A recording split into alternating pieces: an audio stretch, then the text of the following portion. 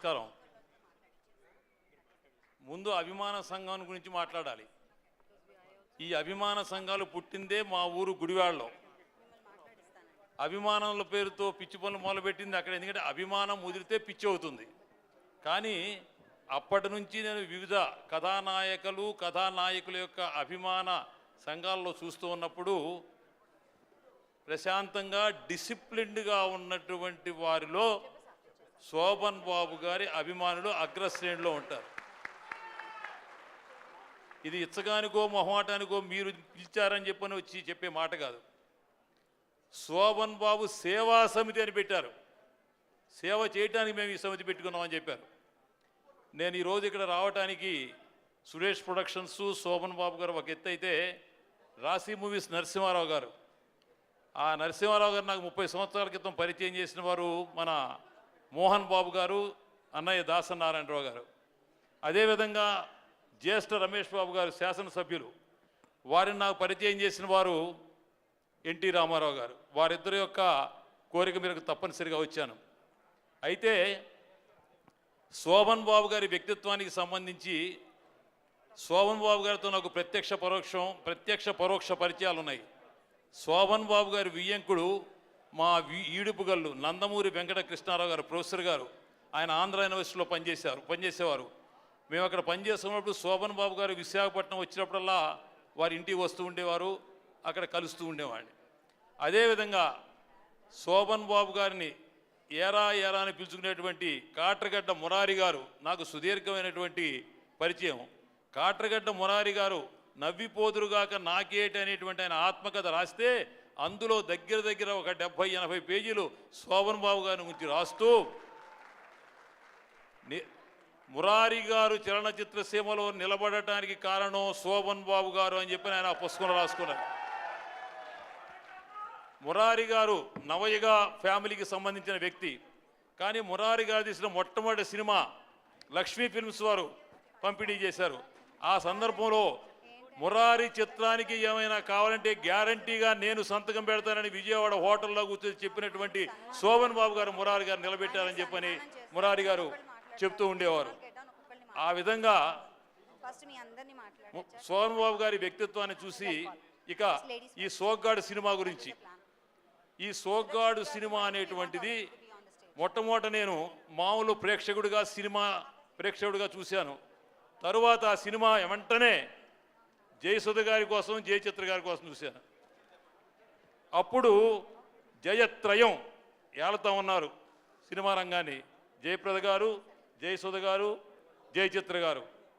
అయితే ఈ సినిమా బాపయ్య గారి దర్శకత్వం, సురేష్ ప్రొడక్షన్ నిర్మాణం, మోదుకూరి జాన్సన్ గారి మాటలు, ఆత్రేయ గారి పాటలు, ఒక అద్భుతమైనటువంటి షడ్రసోపేతమైనటువంటి విందులాగా ఆ సినిమా గోచరిస్తుంది. నేను మీ శోభన్ బాబు గారి అభిమానులకు చిన్న పరీక్ష పెడతాను. ఈ సినిమాలో నటించినటువంటి వారిలో తర్వాత 3 లోక్సభ సభ్యులయ్యారు, 1 ఎమ్మెల్యే అయ్యారు. అమ్మ జయసుధ గారు ఈ సినిమాలో నటించిన వారు ఆ సినిమా తర్వాత 3 లోక్సభ సభ్యులయ్యారు, 1 ఎమ్మెల్యే అయ్యారు. ఆ లోక్సభ సభ్యులు ఎవరంటే కైకాల సత్యనారాయణ గారు, రామానాయుడు గారు, ఒక షాట్లో ఒక సీన్లో పనిచేస్తారు ఆయన. అదేవిధంగా సుబ్బరామరెడ్డి గారు, ఆయన కూడా ఈ సినిమాలో ఒక షాట్లో ఆయన కూడా పనిచేస్తారు.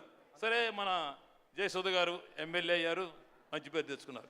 అయితే ఈ సినిమాలో ఒక పాట ఉంటుంది, చెట్టు మీద కాయను సముద్రంలో ఉప్పును కలిపినట్టే కలిపావు అని ఉంటుంది. అయితే 2 చోట్ల ఆవకాయ అనేటువంటి మాట, ఆవకాయ అనేటువంటి వారిది తెలుగు వారికి ఎంత ఇష్టమైందో మీ అందరికీ తెలుసు. పంచకట్టుటలోన ప్రపంచాన మొనగాడు, కండువా లేనిదే గడప దాటనివాడు, పంచభక్ష్యాలు తన కంచాన వడ్డించ గోంగూర కోసమై గుటకలేసేవాడు, ఎవడు ఇంకెవడయ్య తెలుగువాడు, మంచి మనసెదురైన మాలలిచ్చేవాడు, తిక్కరేగిందంటే డొక్క చీల్చేవాడు, ఏ దేశమేగినా ఎందు కాలిడినా ఆవకాయ వియోగ మసల సైపనివాడు, ఎవడు ఇంకెవడయ్య తెలుగువాడు. శోభన్ బాబు గారు ఆ సోగ్గాడు సినిమాలో అంజలీదేవి గారు భోజనం పట్టుకొస్తారు. పెరుగన్నము ఉల్లిపాయ తెచ్చావా అని ఆవకాయ తెచ్చావా అంటారు. మళ్ళీ తరువాత గుమ్మడి గారిది మళ్ళీ బ్యాక్గ్రౌండ్ సీన్ చూపించినప్పుడు మళ్ళీ గుమ్మడి గారికి అన్నం పట్టుకొస్తారు అంజలీదేవి గారు. మళ్ళీ అక్కడ కూడా ఆవకాయ తెచ్చావా అని అడుగుతాడు. అంటే ఆ పాట యొక్క ఈ సూచన ఇక మోదుకూరి జాన్సన్ గారి సంభాషణలో ఒక అద్భుతంగా సాని. అందులో అల్లు రామలింగ గారికి ఒక మేనరిజం పెట్టారు. ఆ సంగతి నాకు వదిలేయండి, మిగతా మీరు చూసుకోండి. అల్లు రామలింగ గారికి శోభన్ బాబు గారు ఒక అద్భుతంగా ఫైట్స్లో కానీ ఆయన ఎంట్రన్సే మన ఎడ్లబండి తోలుకుంటూ వస్తారు. ఎంట్రన్సే అంటే గ్రామీణ జీవితానికి సంబంధించినటువంటి విషయం. ఆ సినిమా కోలవెన్నులో రాఘవేంద్రరావు గారు బాబాయ్ గారు ఊళ్ళో తీశారు, కొంత ఈడుపుగల్లో కూడా తీశారు కృష్ణలో. అంటే గ్రామీణ వాతావరణాన్ని చూపించాలనేటువంటి విషయమే కాకుండా ఒక గొప్ప సందేశాన్ని ఇచ్చారు. రైతే రాజు అనే సందేశాన్ని శోభన్ బాబు గారు ఆయన యొక్క వ్యక్తం చేసినటువంటి దీంతో అద్భుతంగా చూపించారు. అంజలీదేవి గారు ఒక డైలాగ్ ఉంటుంది అక్కడ. శోభన్ బాబు గారు కొడవలు తీసుకుంటాడు. రైతు కొడవలి పంట కోయటానికే కానీ పీకలు తరగటానికి కాదంటారు. అంటే రైతు ఎంత బాగా ఉండాలనేది కూడా చూపించారు.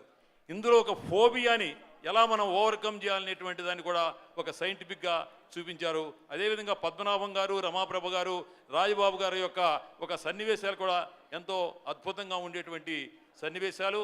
పాటలు మాటలన్నీ కూడా అద్భుతంగా. ఆత్రేయ గారి పాటలు సన్నివేశానికి తగిన పాటలు. ఇప్పుడు పాట ముందు తీసేసిన తర్వాత సన్నివేశాలు పెడుతున్నారు. ఆ సినిమాలో ఖచ్చితంగా సన్నివేశానికి తగినటువంటి పాట. అవ్వా బొవ్వా కావాలంటే ఎలాగయ్యా అని, అవ్వా బొవ్వా కావాలంటే ఎలాగయ్యా అని చెప్పని, అవ్వ అయ్యే వరకు ఆగాలంటే అవ్వాయి పోతావు అమ్మాయి అంటాడు ఈయన శోభన్ బాబు గారు. అవ్వా బొవ్వా కావాలంటే అప్పుడు ఆగితే అవ్వాయి పోతావు నువ్వు అంటాడు. పట్టణానికి నువ్వు చదువుకోవడానికి వెళ్తున్నావు కదా, మళ్ళీ తిరిగి వస్తావంటే ఇంకా మెరుగులతో తిరిగి వస్తానంటారు. అన్నీ మూటగట్టుకు వస్తావంటే నువ్వు జాగ్రత్తగా చూసి నువ్వు మడిగట్టుకుంటావు అని. అంటే ఒక అర్థవంతమైనటువంటి అద్భుతమైనటువంటి పాటలు. శోభన్ బాబు గారు ఆ తాళి కట్టేటప్పుడు ఉన్నటువంటి ఆ సన్నివేశం, ఆయన జరిగేటి అంతఃసంఘర్షణ, తల్లి లేకుండానే ఇక్కడ పెళ్లి చేసుకోవాల్సి వస్తుందనేటువంటి ఒక అంతఃసంఘర్షణ, అదేవిధంగా ఫైట్లు కానివ్వండి, పాటలు కానివ్వండి, ఒక అద్భుతంగా ఆ చిత్రాన్ని రూపొందించారు. శోభన్ బాబు గారికి ఒక్కసారి ఆయన పైలాకాలో ఉన్న ఆయన యొక్క ఆశీస్సులు మీ అందరికీ దక్కుతాయని ఇక్కడ మీకు అభిమానుల సంగతి మీకు తెలియని విషయం అమ్మ ఒకటి చెప్తాను మీకు. ఇప్పుడు తండ్రి చనిపోయిన తర్వాత వారసత్వంగా ఆస్తులు ఇస్తారు. ఈ శోభన్ బాబు గారి సేవా సమితి అభిమానులు వీళ్ళు ఏం చేశారంటే వీళ్ళ మనవాళ్ళనే కొడుకులు కూడా ఈ పిచ్చంట కట్టేశారు. అభిమానం పిచ్చి. వాడు శోభన్ బాబు గారు చూడలేదు కానీ మంచి పనులు చేయడానికి. ఇటువంటి ఇందరు అమ్మల దగ్గర, ఇంతమంది మిత్రులు, ఇంతమంది అభిమాన సంఘం సోదరుల దగ్గర ఉండి ఈ 4 మాటలు చెప్పే అవకాశం కలిగినందుకు మీ అందరికీ హృదయపూర్వక కృతజ్ఞతలు తెలియజేసుకుంటూ సెలవు తీసుకుంటున్నాను. జై హింద్. ధన్యవాదాలండి. Thank you very much. Narasimharao గారు.